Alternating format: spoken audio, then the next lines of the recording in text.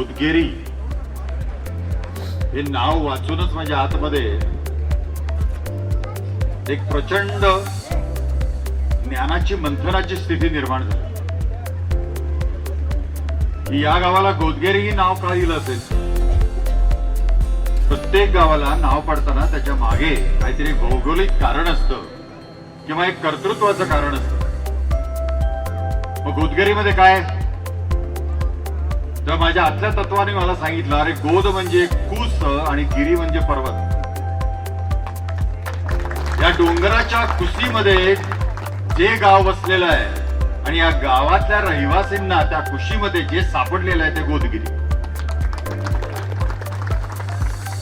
दुसरा असाही अर्थ निघतो, गो म्हणजे गाय, द म्हणजे दिशा आणि गिरी म्हणजे डोंगर. तर या डोंगराच्या कुशीमध्ये या दशदिशातल्या गायी येऊन विश्रांती घ्यायच्या म्हणून त्याला गोदगिरी म्हटलं. मग आपल्याकडे गायीला खूप श्रद्धेने पाहिलं जातं की 33 कोटी देवतांची अधिष्ठित देवता असं समजलं जातं. म्हणून तिचा रस पिऊन आपण मोठे झालो. म्हणजेच 33 कोटी देवांचा रस आपल्या आतमध्ये आहे आणि तो तुमच्या गोदगिरींनी तुम्हाला दिलेला आहे. तुम्ही किती भाग्यवान आहात. आणि अशा या गोदगिरीच्या कुशीमध्ये एक देवत्व जन्माला आलं. त्यांचं नाव आजही पूजलं जातं आणि त्यांचं नाव आहे शिवराम भाऊ अप्पाजी देसाई. आज 112 वर्ष शाळा इथे ताठमानेने उभी राहते. ही त्यांची पुण्य आहे, नाहीतर कोणाची पुण्य आहे. आणि म्हणून तिथं लिहिलेलं एक वाक्य मला खूप काही सांगून जातं. मला निश्चय करूनी तू पाऊल पुढचे ठेव, मग शिखरावर पोचून तू जगास दिसशील देव. शाळा सांगते मला की निश्चयानं पाऊल पुढे ठेव आणि मग बघ तू जगाच्या समोर देव म्हणून वाराशील आणि पूजला जाशील. आज इथं ही सगळी जी मान्यवर बसलेली आहेत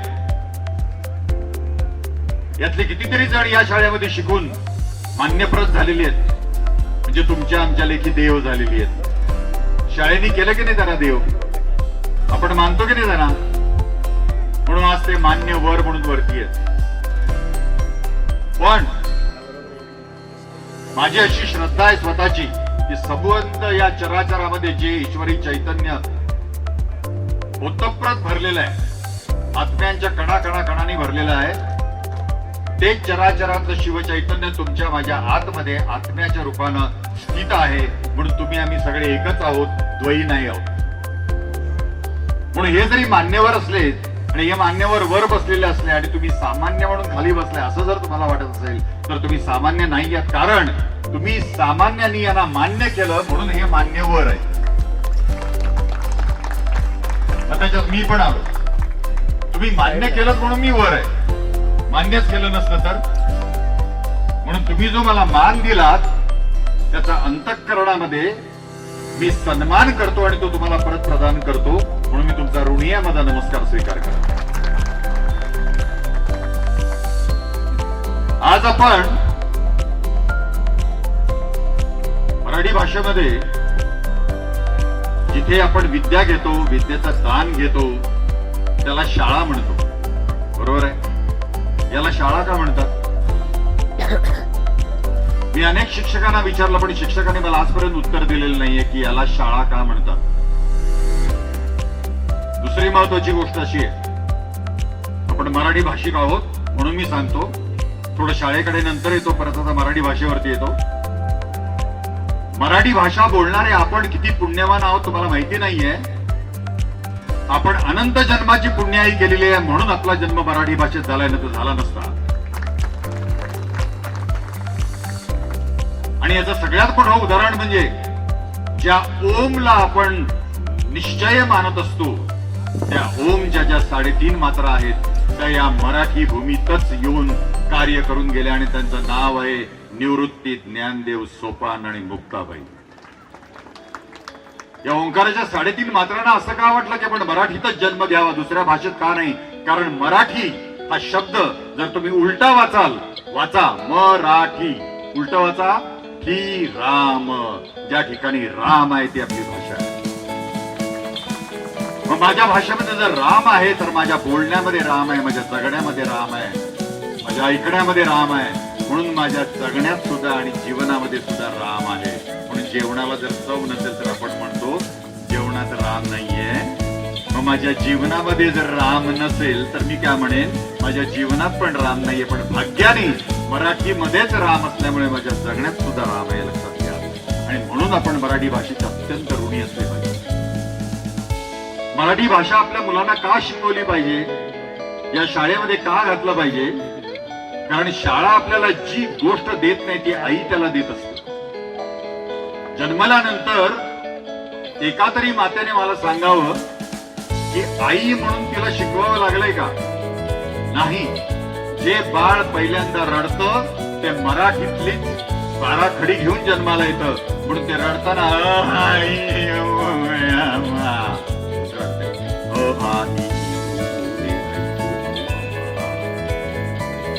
जन्मताच ते बोलतं. म्हणजे मराठी जन्मताच तुम्ही बरोबर घेऊन आलेले आहात. मग आपलं मातृ शिक्षण जर मराठीमध्ये आहे, आपल्या उपजतच आतमध्ये मराठीची अ आ इ ई येत असेल तर आपण मुलांना इंग्रजी शाळेत का घालावं? कारण त्यांच्या जीन्स मध्ये, त्यांच्या अणूमध्ये मराठीच भरलेली आहे. त्याच्यावरती आपण इंग्रजीचा लेप कधीच लावू नये. हे आपल्या मराठी भाषेवरती आपण केलेलं पाप आहे. विषय लक्षात घ्या. माझ्या कुशीत जन्माला आलेलं मूल जर मराठी जीन्स घेऊन जन्माला आलेला आहे तर मी त्याच्यावरती इंग्रजी का थोपतो? आणि दुसरी महत्वाची गोष्ट आहे, ज्या आपल्या पूर्वजांनी, या शिवराम पंतांनी सुद्धा, शिवराम भाऊनी सुद्धा 1913 मध्ये या गोदगिरीमध्ये जी शाळा आणली, ती मराठी शाळा आणली. त्यावेळेला इंग्रजांचा काळ होता. मग त्यावेळेला इंग्रजी शाळा त्यांनी का आणली नाही? पुढचं भवितव्य लक्षात घेऊन की गोदगिरीच्या मुलांना इंग्रजी आलं पाहिजे, इंग्रजी शाळा ऐकता आणली म्हणून मराठीच का आणली? कारण ते द्रष्टा होते. त्यांना माहित होतं की आतमध्ये मराठी आहे तर ती मराठीच रुजवली पाहिजे. आणि मराठी रुजलेली किती माणसं मी तुम्हाला सांगू, या भारताच्या पृष्ठावरती अभिमानाने आपलं नाव घेऊन जगतायत. किती जण? रघुनाथ माशेलकर एवढे मोठे शास्त्रज्ञ, रघुनाथ माशेलकर मराठी भाषेत शिकले. अब्दुल कलाम घ्या, एपीजे अब्दुल कलाम त्यांच्या मातृभाषेत शिकले. सुभाषचंद्र बोस त्यांच्या भाषेत शिकले. आज त्यांची नावं, त्यांच्या प्रतिमा आपण इथे पुजतो का? त्यांनी इंग्रजीमध्ये का नाही शिक्षण घेतलं? आताच पीटर डिसूजा बोलले ते इकडच्या शाळेमध्ये शिकले 10वी पर्यंत, पण आज त्यांना किती मान्यता आहे महाराष्ट्रामध्ये? जो तो त्यांचा सल्ला घेतो. आणि आपला असा अट्टास का असतो की माझ्या मुलानंच इंग्रजी शाळेत जावं? आज तुम्ही कुठल्याही पेपरमध्ये बघा, बोर्डाच्या परीक्षेमध्ये मराठी शाळेतली मुलं किंवा कन्नड भाषेतली मुलं किंवा जी मातृभाषा आहे त्यातलीच मुलं पहिली आलेली असतात. कधीच कॉन्व्हेंटची किंवा इंग्रजी माध्यमातली मुलं तुम्हाला बोर्डात पहिलेली दिसणार नाही.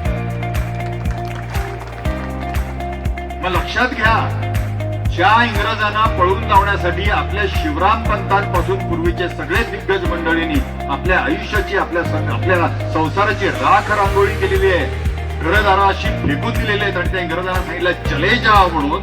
त्या इंग्रजांना ज्यांनी चले जाव म्हटलेलं आहे त्याच इंग्रजांना आपण आज आपल्या कृतीतून जवळ करतो. मग त्यांच्या त्यागाला काय अर्थ आहे? का चले जाव म्हटलं त्या इंग्रजांना? आज आपल्या पेहरावामध्ये इंग्रज आहे, आज आपल्या वागण्यामध्ये इंग्रज आहे. मला सगळ्यांनी एका प्रश्नाचं उत्तर द्या. माझ्या मराठी सालंकृत आईला, जिने नऊवारी नेसलेली आहे, तिला पूजनीय नमस्कार करावा असा वाटतो की जी आई माझी फाटके बेल बॉटम, फाटके जीन्स घालून वरती टी शर्ट उघडे ठेवून आवडणारी आई, हिला नमस्कार करावा असा वाटतो? कुठली आई पूजनीय? आज नऊवारी नेसलेली सालांकृत या मुली जेव्हा समोर येतात तिथे येऊन, तेव्हा त्यांना मला नमस्कार करावा असा वाटतो, कारण त्यांच्यात मला मराठी बाणा दिसतो. पण जीन्स घालून, वरचे टॉप घालून, पूर्ण फाटलेल्या जीन्स घालून समोर येणाऱ्या मुलीबद्दल कधीच सात्विकता वाटत नाही. तशी आपली मराठी आज तुम्ही बघा तर कोणाच्याही तोंडी आज मराठी, कोणाच्याही तोंडी मराठी स्वच्छ ऐकायला येत नाही. 3 शब्द मराठी आणि 4 शब्द इंग्रजी असतात. अशी मराठीची वाट लावून टाकली आपण. माझी मलाच लाज वाटते की मी मराठी यापुढे ऐकायला येईन की नाही, असा भाग्यवान ठरेल की नाही. येईल का मराठी आपल्या अंगावरती? मी परवाचीच एक गोष्ट सांगतो. मुंबईला एकांच्या घरी मी जेवायला गेलो होतो. त्यांची मुलं कॉन्व्हेंटमध्ये जातात, मराठी शाळेत नव्हे कॉन्व्हेंटमध्ये जातात. ती आई मराठी शाळेत शिकली आहे, पण मुलांना इंग्रजी आलं पाहिजे म्हणून ती आई धडपडत इंग्रजी त्यांच्याबरोबर बोलते, कारण त्यांना सुद्धा इंग्रजी चांगलं बोलता आलं पाहिजे. जेवायला मी बसले असताना ती आई आपल्या मुलाला म्हणते, फुल घेतोस का रे? फुल तोडायला नको काय? मा हाफ तरी घे. नको का मग क्वार्टर तरी घे. आईच म्हणते फुल घेतोस का हाफ घेतोस का, नाही तर क्वार्टर तरी घे. नंतर माझ्या लक्षात आलं चपाती. ती चपाती वाढत होती आणि मुलाला म्हणत होती त्याचा इंग्रजी चांगला व्हावा म्हणून फुल घे, हाफ घे, क्वार्टर तरी घे. ही मराठी भाषा, ही मराठी भाषा व्हायला कारण एकच आहे माझ्या आयांनो, फक्त एकच, माझा अट्टास माझ्या मुलांना इंग्रजी शाळेत जावं. इंग्रजी शाळेत जाऊन कधीच भवितव्य घडत नाही. एक लक्षात घ्या, शहरातली गुलाबांपेक्षा आपलं रानफुल फार श्रेष्ठ. या रानफुलांचा सुगंध घेतच आपलं आरोग्य इतकं संपन्न झालेलं आहे. म्हणून खेड्यातली मुलं आणि शहरातली मुलं यांचं जर तुम्ही आरोग्य बघाल तर खेड्यातला मुलगा 100 पटीने त्याच्यापेक्षा सशक्त आहे. तसंच आपल्या मराठीचं आहे. या शिवराम पंतांनी 112 वर्ष आज या शाळेला दिमाखामध्ये उभं केलेलं ही त्याची पुण्य आहे म्हणून तुम्हाला बुद्धी होते. 112 वर्ष झाली तरी आपण तप करावं आणि त्या तपाचं सामर्थ्य म्हणून ही शाळा अजरामर टिकवावी. म्हणून मला तो शब्द अतिशय आवडलाय, शतकोत्तर तपपूर्ती आणि 16. 16चा अर्थ असा आहे की एक ध्येय निष्ठ, सगळ्यांनी एक ध्येय निष्ठ राहून श्रमातून, सगळ्यांच्या श्रमातून तो आनंद क्षण संपन्न करणं, याला 16 म्हणलेलं. आणि तो 16 तुम्ही सगळ्यांनी इतका सुंदर केलेला आहे. आज हा जो मांडव आहे त्या मांडवाची मला पूजा करावीशी वाटते. कारण प्रत्येक घरामध्ये जर लहान मुलं नांदत असतील तर आपण म्हणतो त्या घराचा 16 झाला. तसं तुम्ही सगळे एकत्र येऊन या मंडपाचा 16 केलेला आहे. इतकं भरगच्च भरलेलं विरळ आहे. इथं तुमच्या शाळेप्रती प्रेम मला बघायला मिळतं, खूप बरं वाटतं. आणि याला तपपूर्ती का म्हटलेलं आहे? घेण्यासारखी गोष्ट आहे. सागरामध्ये मीठ आहे का हो? आयानं तुम्ही मीठ वापरता दररोज, कुठून येतं मीठ? सागरातून येतं ना मीठ, है ना? सागर तुम्ही बघायला जाता, सागराकडे बघितल्यानंतर तुम्हाला अतिशय आनंद होतो, वा किती सुंदर सागर आहे. पण त्या सागरातलं मीठ दिसतं का? असून सुद्धा दिसत नाही. का दिसत नाही? कारण जोपर्यंत ते तपत नाही पाणी तोपर्यंत मीठ दिसत नाही. तशी तुमची शाळा 112 वर्षात तपली म्हणून मिठासारखी तेजस्वी दिसते. तो मिठाचा कण मोत्यासारखा दिसतो. याचं कारण असं आहे, समुद्र तपतो आणि तुम्ही सुद्धा इथे तप केलेला आहे म्हणून आज ही शाळा दिमाखामध्ये या उन्हातानात नवे चंद्रज्योती सुद्धा तप. मगाशी तुम्ही निवेदन केलं आमदारांना, हे आमचं निवेदन आहे, आम्हाला मदत करा, शाळेची उंचीत अवस्था आली पाहिजे. मला त्यावेळेला वाईट वाटलं, कशाला आमदारांना आणि ते निवेदन द्यायला पाहिजे, सरकारची तुम्ही याचना करायला पाहिजे, काही गरज नाही. गरज असेल तर ठीक आहे, पण या सरकारच्या भीकेवरती आपण आपली शाळा मोठी करायची नाही. माझं कर्तव्य आहे ते. आज आपल्या आयुष्यातले आजी आणि आजोबा हरवलेले आहेत. आजी आणि आजोबा हरवणं म्हणजे आपली परंपरा नष्ट होणं आहे. आजी आणि आजोबा आहेत म्हणून आपल्या घरामध्ये कुठेतरी गोष्टी सांगितल्या जातात. पूर्वंपारचा सगळा इतिहास, पुराण, वेद आपल्यापर्यंत पोहोचतात आजोबा आजींमुळे. आज आजोबा आजीच नाहीयेत. त्यांना दूर ठेवून आपण एकांगी कुठेतरी त्यांना जगायला लावतो आणि आपण शहरामध्ये राहतो. हरवलेत आजोबा आजी. पण आज तुमच्या या गावामध्ये एक आजी 112 वर्ष उभी आहे, ती म्हणजे आपली शाळा. हिला एक परंपरा आहे. मग जशी मी माझ्या आजीची, आईची, वडिलांची, आजोबांची काळजी घेतो, त्या काळजीपोटी मी कितीतरी पैसे खर्च करत असतो त्यांची काळजी घेण्यासाठी माझं कर्तव्य म्हणून, तसं या शाळेतून शिकून तुम्ही ही एवढीची मोठी माणसं मोठी झालेली आहात, व्यासपीठावरची एवढी मोठी माणसं झालेली आहात. आपलं कर्तव्य समजा की या माझ्या आजीला जगवणं आणि तिला सुवर्ण दिवस देणं हे माझं कर्तव्य. परवाची एक गोष्ट सांगतो.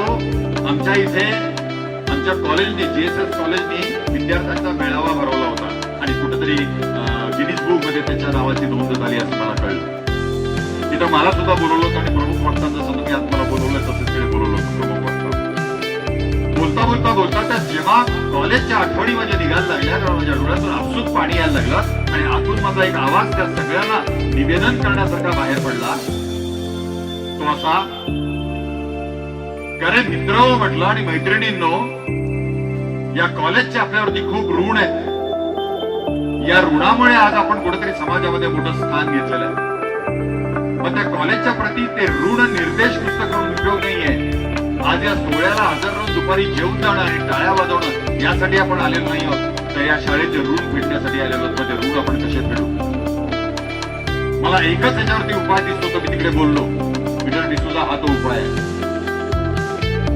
सगळ्यांना म्हटलं आज आपल्याला आपल्या कॉलेजनी अशी परिस्थिती करून ठेवलेली आहे आपली की आपण व्यवस्थित सुबत्तीत जगतो. सुबत्तीत कोणी रस्त्यावरती भीक मागत नाही आपल्याला. व्यवस्थित आपल्या बँकमध्ये काही ना काहीतरी पैसे आहेत.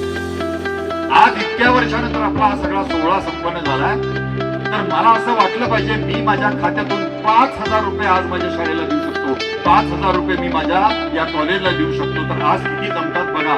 त्यावेळेला 1000 लोक जमले होते. 1000 माझे विद्यार्थी जमले होते. 5,000 मी पहिले काढून दिले. 5,000 गुणिले 1000 झाले किती? 50 लाख रुपये एका दिवसात जमले. 50 लाखांनी काय काय होऊ शकतं? शाळा समृद्ध होऊ शकते. विचार करा. पण आपल्या खिशातून निघत नाहीत ते 5,000 रुपये जड आहेत आपल्याला. शेतकऱ्यांनी एकाने विचार करावा मला जड आहे. ठीक आहे तू वर्षातून 100 दे. 100 सहज शक्य आहे. आज आम्ही गुटखाचा वेळ पाहणार. तो गुटखा असा करताना सिगरेट ओढताना विडी ओढताना संध्याकाळी दारू पिताना किती वाया घालवतो पैसे. त्याच्यासाठी कुठे गेले कुठे जातात त्याच्यावरती नियंत्रण ठेवा. जर खरंच माझ्या या आजीवर प्रेम असेल. आजीला आवडत नाही आपली नातवंड व्यसनी झालेली. कधीच नाही आवडत. मग ह्या माझ्या आजीला आवडेल का? ते आवडूच शकत नाही. म्हणून विचार करा अ आ इ ई उ ऊ पासून प्रवास जो आपला सुरू होतो तो शेवटी ध्येयला चढतो. आपली 18 स्वर मालिका आहे. ब आ इ उ रू रू तर गेलेच असाल. रू रू रू पण गेलेले आहेत. ते आई ओ मा आणि आई ओ आलेले. रू आणि रू जर गेले तर ऋषी परंपरा आपल्यापर्यंत जी नटलेली आहे उत्पर्यंत आलेली आहे. ते ऋषींचं आपलं योगदान आपल्याला कळणार कसं? कारण रू आणि रू गायब झालेलं आहे. परवा मी मराठी दिन साजरा केला. अभिजात मराठीला दर्जा मिळाला म्हणून तिथे त्यांनी तक्ता लावला होता. मला वाईट वाटतंय विद्यार्थीला तिकडचा रू आणि रू काढूनच टाकला. ही अभिजात मराठी ज्याच्यातला रू आणि रू गायब करून टाकलाय ही मराठी. अरे या ऋषींचे आपल्यावर केवढे ऋण आहेत लक्षात घ्या. एक ऋचा लिहायचं झालं तर तुम्ही ऋचा लिहिणार कशी? एखाद्या ऋषीचं नाव लिहायचं असेल तर त्या ऋषीचं रू लिहिणार कसा मला सांगा जर तुम्ही गायब करून टाकला. ही आज आपली मराठीची दशा करायला आपण कारणीभूत आहोत. आज मला कोणी समोरचा मित्र भेटला तर मी स्वच्छ मराठीला विचारतो काय रे मित्र कसा आहे? तो म्हणतो how are you meeting after लॉ. ओ हाय किती दिवसांनी भेटते. So nice you know. कशाला पाहिजे का कळत नाही. एखादी मुलगी मला आवडली माझ्याशी लग्न करशील का? Will you marry me? Will you marry me कशाला पाहिजे? आज आपण ही अवस्था का करून ठेवली आहे? विचार करा. अंतर्मुख व्हा. ही शाळा तुम्हाला मला अंतर्मुख व्हायला शिकवते. म्हणून न्य हे शेवटचं अक्षर आणि क हे प्रथम व्यंजन आहे. क म्हणजे कर्म. जेव्हा तुम्ही स्वरांचा अभ्यास करता अ आ इ ई उ ऊ ए ऐ ओ औ आहा. आहा म्हणजे श्वास. दोन बिंदू आहेत. ते दोन बिंदू म्हणजे जीव आणि शिव. ऋषीने केवढा आपल्यासमोर मांडून ठेवलाय. शिक्षकांनी शिकवलं का ते दोन बिंदू काय? अहो मी एका शाळेत गेलो होतो एनडी सर. या एनडी सरांच्या प्रेमापोटी मी आज आलोय बरं का. त्यांना नमस्कार आहे.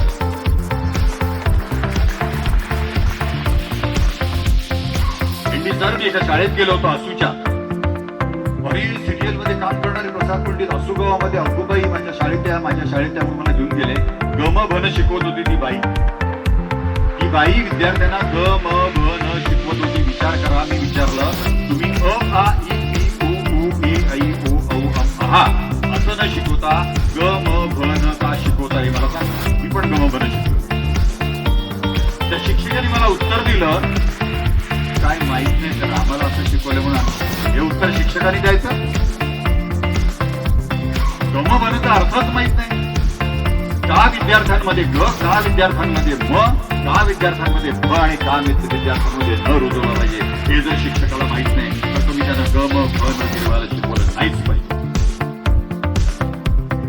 ग हा गणपतीतला आहे. गणांचा अधिपती. हा जे सगळे गण जमले त्यांचा अधिपती म्हणून कोणतरी ईश्वरीय तत्व आहे जो तुझ्या आतमध्ये लागतो त्याला देव म्हटलेला आहे. देह हे दयाचे वसती स्थान तो देव. देह म्हणजे देह आणि व म्हणजे वसती स्थान. या देहामध्ये ज्याचं वसती स्थान आहे तो देव. कळलाय आपल्याला तो देव? हाच गणांचा अधिपती आहे म्हणून त्याला आधी नमस्कार. तो सुद्धा मनोभावे म्हणून ग म. नुसतं मनोभावे नाही तर ते मन आत्म्यामध्ये विलीन व्हायला पाहिजे म्हणजे भक्त व्हायला पाहिजे म्हणून भक्ती तो भ. आणि न म्हणजे एवढं सगळं ज्ञान प्राप्त झाल्यानंतर जो येईल त्याच्यासमोर मी न म्हणजे नम्र व्हायला पाहिजे.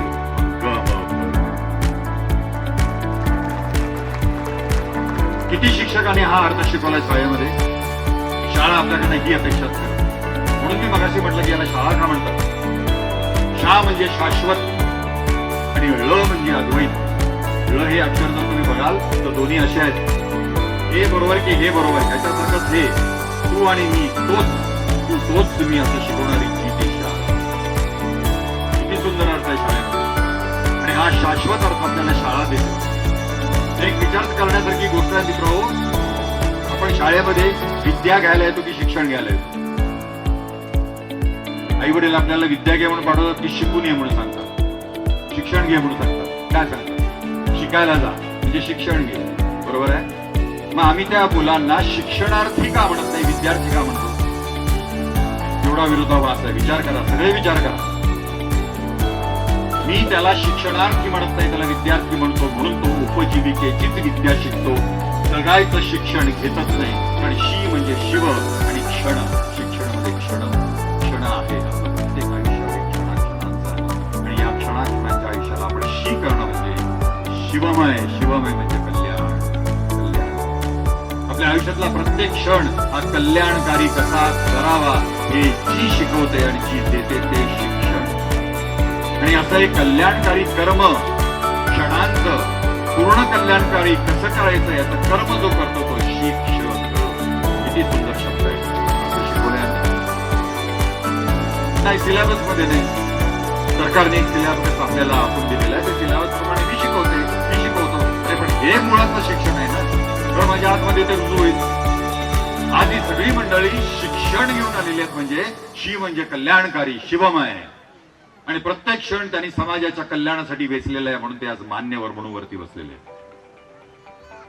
मग हा आपला आदर्श आहे म्हणून आपण त्यांना मान्यवर म्हणून ठेवतो. आदर्शाच्या अर्थाचा तुम्ही अनर्थ करून ठेवलेला, आम्ही अनर्थ करून ठेवलेला आहे. आदर्शाचा अर्थ असा आहे आपण कसं व्हावं, हे दर्श म्हणजे दर्शवणारी जी स्थिती आहे ती आदर्श. एवढे सुंदर मराठीत अर्थ आहेत. नाही, आम्ही शिकवायला जात नाही अर्थ. मला 45 मिनिटामध्ये धडा पूर्ण करायचा आहे, 45 मिनिटामध्ये तास पूर्ण करायचा आहे. जिथे जिथे मला शाळेमध्ये नेलेलं तिथे तिथे मी त्या शिक्षकांना, मुख्याध्यापकाला एकच विनंती करतो, तुम्हाला जर खऱ्या अर्थानं तो विद्यार्थी, तो शिक्षणार्थी घडवायचा असेल तर 40 मिनिटाचा तुमचा तास असेल तर तुमच्या शिक्षणाची किमया अशी पाहिजे की तुम्ही फक्त 37 मिनिटं शिकवा, 3 मिनिटं बाजूला ठेवा. दिवसाला किती तास शिकवता सर? किती तास शिकवता? 6 की 5? 6. तांत्रिक ती 18 मिनिटं शाळेत आल्यानंतर मुलाला ध्यान आणि धारणा शिकवा. आज मुलांना ध्यान आणि धारणा म्हणजे काय माहित नाहीये. आज आपल्या देशाचा वारसा आहे ध्यान आणि धारणा, म्हणून अनेक ऋषीमुनी तुम्हाला ध्यानस्थ बसलेले दिसतील. स्वामी विवेकानंद ज्यांनी मातृभाषेमध्ये शिक्षण घेतलं तेही ध्यानस्थ बसलेले दिसतील. आणि स्वामी विवेकानंदांसारखं इंग्रजी आणि कोणाचं नव्हतं, कुठून मिळवलं त्यांनी इंग्रजी. अरे तुमच्या मुलांमध्ये अशी एक ऊर्जा तयार करा की या जगामध्ये तुला टिकायचं असेल तर तुला इंग्रजी भाषा आली पाहिजे. मी असं म्हणत नाही इंग्रजी शिकू नका, इंग्रजी शिकवा, पण इंग्रजीमध्ये शिक्षण देऊ नका. कारण विषय जर पूर्ण कळायचा असेल तर त्यांच्या अंतरंगामध्ये जो कण आहे ज्याला जीन्स म्हणतात तो मराठी आहे, त्याच्यावरती तुम्ही इंग्रजीचा केक, चेरी, ही संस्कृती आपण आता त्या आमदारांना हॅपी बर्थडे टू यू म्हटलं. काय मराठी शाळा आहे ना,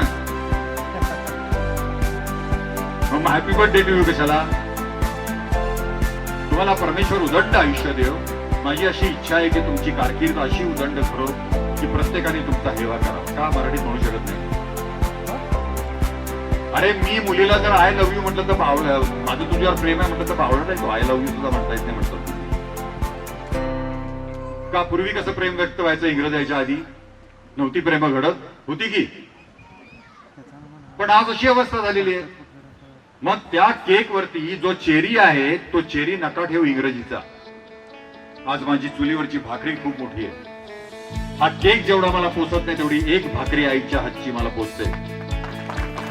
ही जास्त सकस आहे. या आईला विसरू नका. जसं तुम्ही तुमच्या आईला विसरत नाही तशी मराठी विसरू नका. आणि मराठी विसरायची नसेल आणि माझी मुलं समृद्ध व्हायची असेल तर त्यांच्या जीन्स मध्ये जे बनलेलं आहे, ज्या जीन्स मधून ते जन्माला आलेले आहेत त्या मातीच्या कणाला, त्या मराठीच्या कणाला ऊर्जित अवस्था त्या इंग्रजीला देऊ नका. कारण आम्ही इंग्रजांना हाकलून लावले. विषय लक्षात घ्या.